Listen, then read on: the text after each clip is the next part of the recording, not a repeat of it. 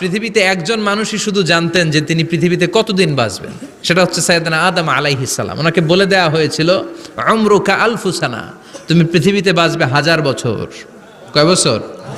সাইয়েদনা আদমের সামনে অনেকগুলো রুহু রাখা হলো। সাইয়েদনা আদম বললেন, এরা কারা? আল্লাহ বললেন, এরা হচ্ছে নাসালুক, তোমার বংশধর, পৃথিবীতে তোমার পর এরা পৃথিবীতে আসবে। সাইয়েদনা আদম বললেন, আল্লাহ ওই যে একটা রুহু দেখা যায়, এটার নাম কি? আল্লাহ বললেন, হাদা ইবনুকা দাউদ, এটা তোমার ছেলে দাউদ, সে দুনিয়াতে নবী হয়ে আসবে, তার ছেলে সুলাইমানও নবী হয়ে আসবে। সাইয়েদনা আদম বললেন, মাবুদ, আমার ছেলে দাউদের কত বছর হায়াত আপনি দিয়েছেন? আল্লাহ বললেন, 40 সানা, মাত্র 40 বছর, 4 ইয়ার্স, 40 বছর তোমার ছেলেটা বাঁচবে। ও আল্লাহ, আমি বাঁচবো কয় বছর? তুমি বাঁচবা 1000 বছর। সুবহানাল্লাহ। সাইয়েদনা আদম বললেন, মাবুদ, এত ফুটফুটে সুন্দর আমার ছেলে দাউদ, মাত্র 40 বছর দিলেন কেন? জিদ মিন উমরিহি, বাড়ায়া দেন। কি করেন? সুপারিশ করতেছে পোলার লাইগা কে? বাবা। আল্লাহ আপনি বাড়ায়া দেন। আল্লাহকে বাড়ানো যাবে না, লেখা হয়ে গেছে। রুফিআতিল আকলাম ওয়া জাফফাতিস সুহুফ, কলম তুলে নেওয়া হয়েছে আর কালি শুকায় গেছে, আর কিছু করা যাবে? সাইয়েদনা আদম বললেন, মাবুদ, আমার 1000 বছর কেন দিলেন? আমার এই সুন্দর ফুটফুটে ছেলেটারে মাত্র শুধুমাত্র 40 বছর কেন দিলেন? ও মাবুদ, আমার 1000 বছরের দরকার নাই, আমার 1000 বছর থেকে 60 বছর আমি আমার ছেলেরে দিয়ে দিলাম।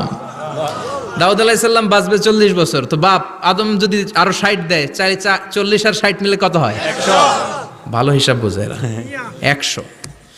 আর আদম আলাইহিস সালাম পেয়েছিলেন 1000 বছর, 60 কমে গেলে রইল কত? 940 বছর পৃথিবীতে থাকার পরে মালাকুল মাউত চলে এসেছে। কারণ এটা on time, the death will come on time, it never late, কখনো দেরি হয় না। আল্লাহ বললেন, লিকুল্লি উম্মাতিন আজালুন ফাইযা জাআ আজালুহুম লা ইস্তাখিরুনা সাআতান ওয়া লা ইস্তাকদিমুন। মৃত্যুর একটা নির্ধারিত সময় আমি বেঁধে দিয়েছি, অন টাইম, অন টাইমেই চলে আসে, 1 সেকেন্ড আগেও আসবে না, 1 সেকেন্ড পরেও আসবে না। 940 বছর বয়সে মালাকুল মাউত এসে হাজির, এসে বলল, জিইতু আন আকবাদা রূহাক, রূহ কবজ করতে আসছি। আদম আলাইহিস সালাম বললেন, রূহ কবজ করতে আসছো মানে? আমি বাঁচবো তো 1000 বছর। কয় বছর? মালাকুল মাউত বললেন, না না, ওই যে আগের কথা স্মরণ করেন, আপনি 60 বছর দিয়ে দিয়েছিলেন। কয় না, আমি দেই নাই, আমি আরো বাঁচুম, আরো 60 বছর পাওনা আছি, আমি দেই নাই। মালাকুল মাউত বললেন, আপনি দিয়েছেন? আদম বলে, দেই নাই। মালাকুল মাউত বলে, আল্লাহ ঘটনা দেখেন, দিয়া কয় দেই নাই। আল্লাহ কয়, থাক, কথা কইস না, আয়া পর। সুবহানাল্লাহ পড়েন। নাসিয়া আদম ফানাসিয়া বানু, ভুলে গেছেন উনি, আমরা ভুলে যাই, আমরা খেয়ে বলছি খাই নাই, নিছিলাম পকেটে, কয় নেই নাই। এরকম ডাকাইত আছে না নাই? নাসিয়া আদম ফানাসিয়া বানু, বিশ্বনবী বললেন, আদম ভুলেছে তো তার সন্তানরাও ভুলে যায়। জাহাদা আদম ফা জাহাদা যুররিয়াতু, আদম অস্বীকার করেছে, তার সন্তানরাও অস্বীকার করে। সেদিন থেকে আল কিতাব ওয়া শুহুদ, মানে লিখে রাখার সিস্টেম আর সাক্ষীর সিস্টেম চালু হয়েছে। সুবহানাল্লাহ পড়েন। সুবহানাল্লাহ। 940 বছর বয়সে মালাকুল মাউত এসে আদম আলাইহিস সালামের রূহ নিতে পারে নাই। উনি 1000 বছর যখন হয়েছে তখন এসে সাইয়েদনা আদম আলাইহিস সালামের রূহ কবজ করেছে। যেই দিন পৃথিবীর প্রথম মানব, প্রথম নবীর রূহ মালাকুল মাউত দুনিয়া এসে কবজ করেছে, ওই দিনটাও ছিল জুমাবার। সুবহানাল্লাহ, আল্লাহু আকবার।